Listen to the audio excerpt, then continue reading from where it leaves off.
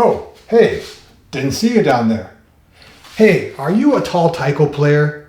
Are you constantly being told that your stances aren't deep enough, or your feet aren't wide enough, or that you're hunching over the drum too much? Or maybe you teach tall taiko players and you're the one giving those comments. Well, this week's video is especially for you. So, come on.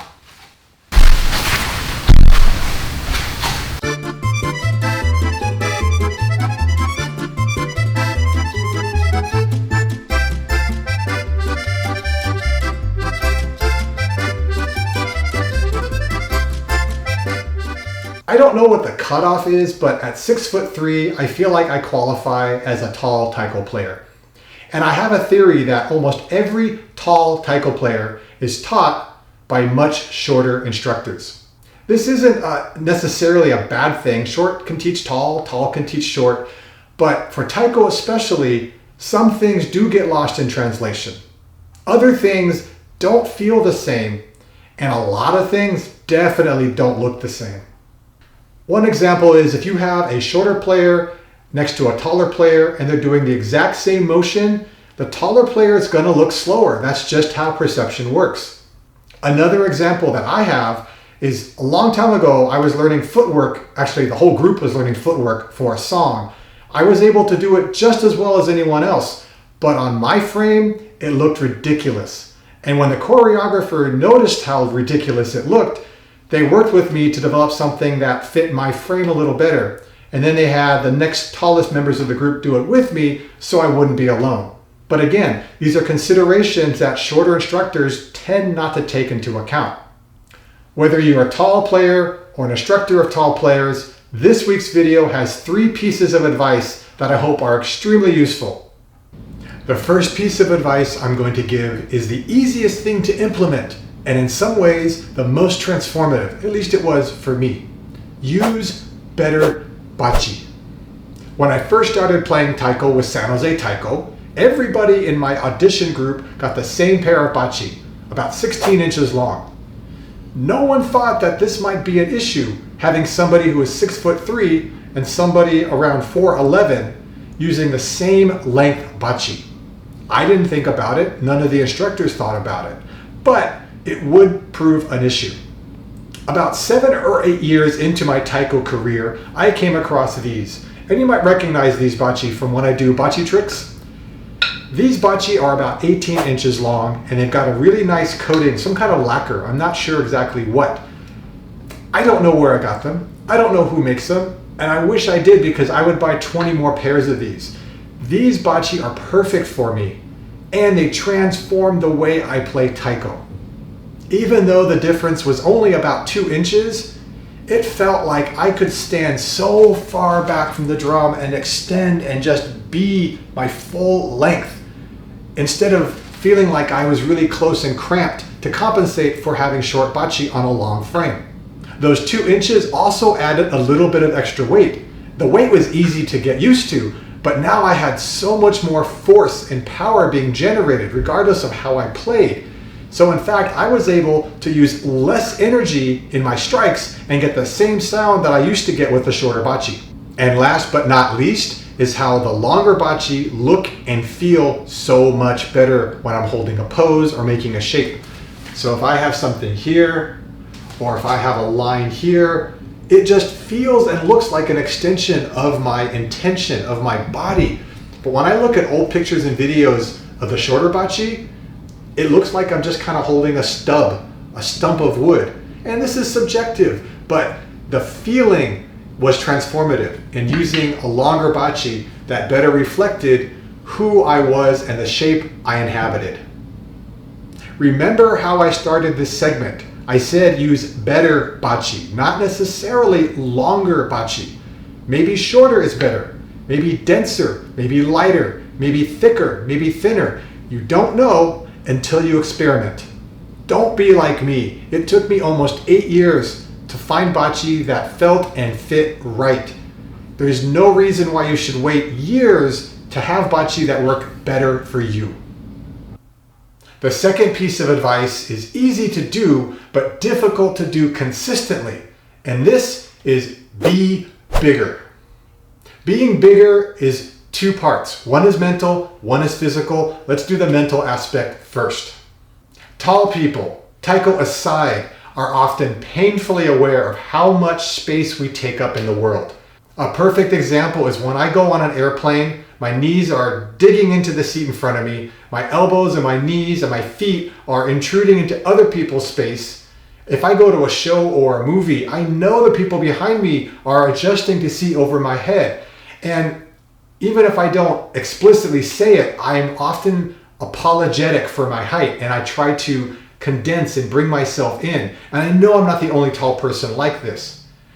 But once I get in front of a Taiko or behind a Taiko, once I get on stage, that all changes. It has to change. Now, it's different if I need to physically adjust my stance and my posture or my space because there's equipment or people around me. That's totally different. But my default, when I don't have to, is to be as big as I can. And this takes a bit of practice. One thing you can do to practice this feeling of expanding into your own space is what's called a power pose. In psychology, this is kind of controversial, but since this is sort of a performing aspect, I think it's really useful. Get into whatever a comfortable stance is. Put your arms out and then try to reach either side of the room. Not with your fingertips, but with your intention, with your energy. It's stretching, but it's not tensing. It's just feeling how much space you can occupy and being okay with it. Do the same thing for the ceiling. Reach the top of the room while you're stretching down to the bottom. Reach the corners of the room. Feel like it's coming out of your fingers and your toes. Feel like your sphere is expanding to fill the entire room. This is a mental exercise, but as Taiko is a performing art, this is a performing exercise. Be bigger and be okay with being bigger. The second part of being bigger is physical, and it really just deals with posture. There are three aspects of posture a tall Taiko player should be keeping track of. We're going to start with the spine. The spine is not perfectly straight if you've ever seen a skeleton, but you want to think of the spine being elongated. So I'm not just thinking of being up, I'm also thinking of being down. I've got both directions going on at the same time. So if I get into a comfortable stance and I just relax, I want to feel like not only can I sink, but I can raise at the same time. This should straighten me up and down, keeping me relatively straight, even though my spine is of course curved. This should feel like a little bit of effort because most of us tend to relax, tend to slouch in. So I'm opening up as a process of elongating the spine. And you may have to experiment with how this should feel and where you should be aligned. That's okay. Don't forget to breathe. The second part of posture is the pelvic floor. This is how parallel to the ground your hips are. Are they up and back? Are they up and front? Or are they truly parallel? I have seen quite a lot of people, both in martial arts and Taiko, who have a low stance, who have a pelvic floor that's tilted up in the back. Now, when I tilt my pelvic floor up in the back, I want to lean forward. But instinctively, I know this is not a good position to play, so I will straighten up my spine.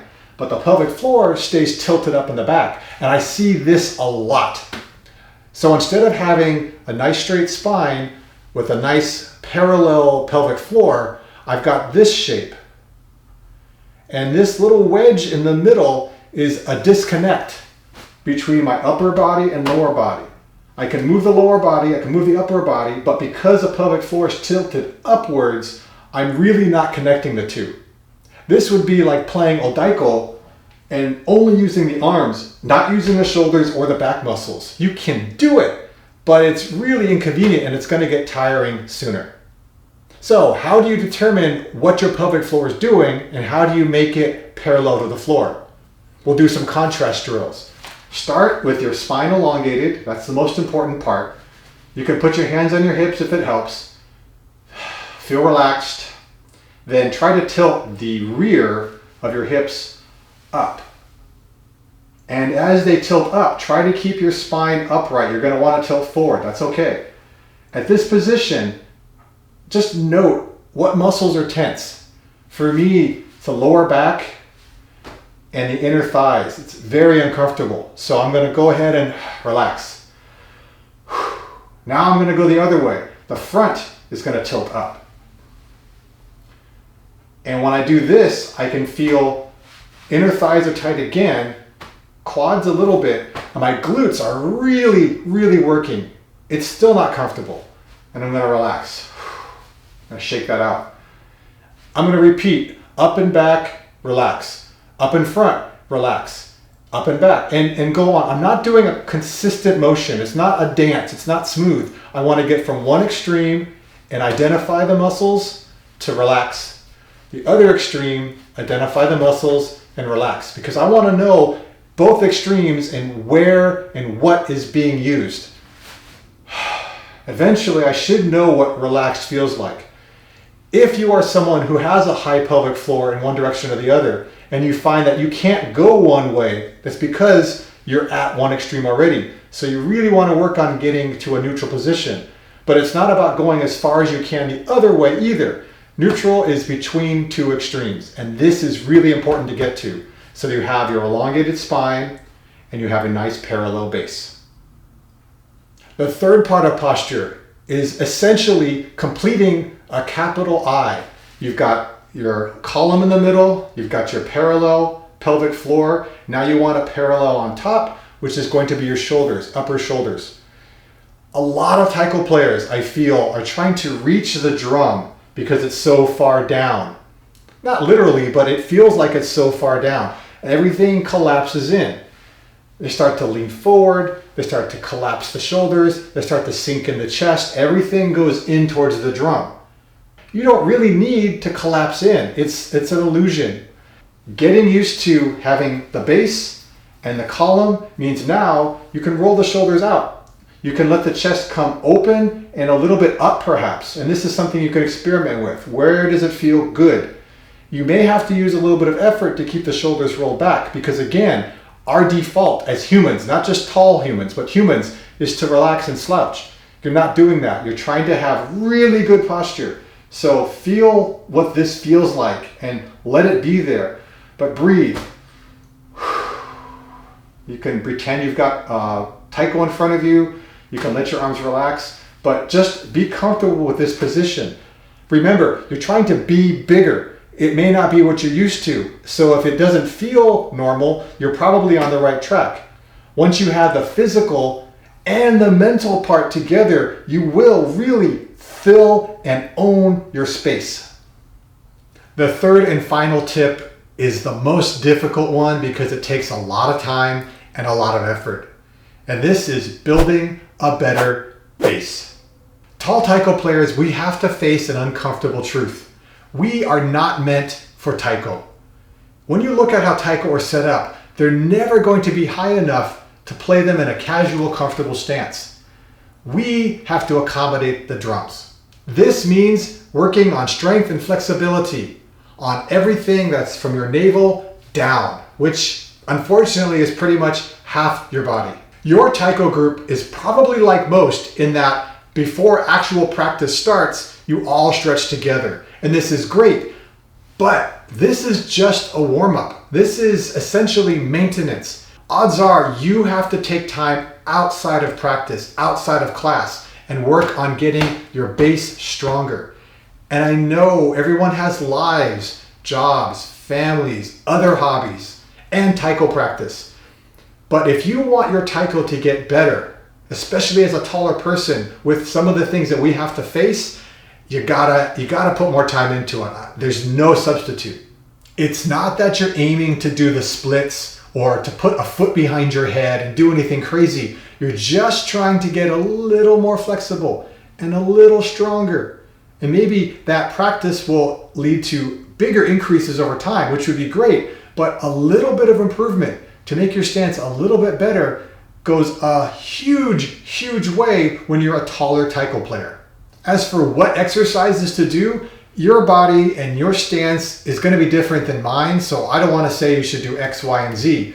What really has helped me out in the past is working on the core, working on quads and anything and everything around the knee. There's other things like your calves and your hamstrings, your lower back is really good, even your ankles. Anything you work on will help out. But for me, those three things have been the most help. The point here is pretty simple. If you're a taller taiko player, the drums are never going to come up to you. You have to go to the drums through a nice, strong, deep, and flexible stance. And the only way to have it is to work a little bit of extra compared to your shorter counterparts. Being a tall taiko player doesn't always mean we have to compensate for our height. There are some things that actually can come easier. For example, moving from place to place, from drum to drum, reaching different drums, whether they're on either side of us or multiple drums in front.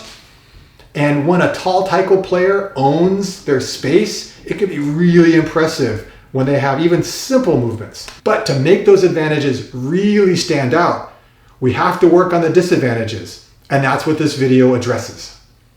All right, let's recap. Better bachi, be bigger, build a better bass. The alliteration is on purpose. I thought it would be both amusing and easier to remember. A tall taiko player can be a beautiful thing to see on stage if their potential is realized. Most often though, unfortunately, it isn't realized because they haven't been taught or encouraged to really explore what they can do. And this isn't a knock on the instructors per se. Instructors have to deal with a ton, especially if you have one person leading a group. But even if you have multiple instructors. If you are a tall taiko player, I have been exactly where you are. In fact, I still kind of am where you are. Consider me a resource and an ally whenever you see this video. So if you have questions or comments, ideas, shoot them to me, leave them below on YouTube, find me on Gmail, find me on Facebook, we'll connect.